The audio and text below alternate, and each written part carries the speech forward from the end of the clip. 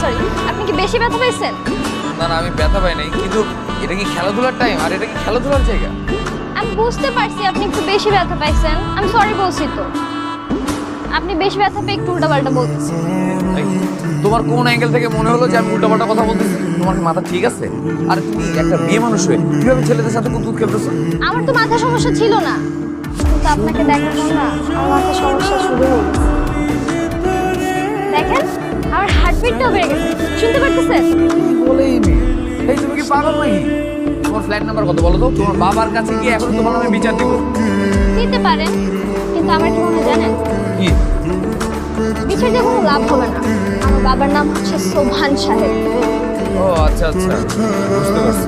তার মানে তুমি বাড়ি গেলার মেয়ে। কারণ এত চ্যাটাক চ্যাটাক করে কথা বলছো।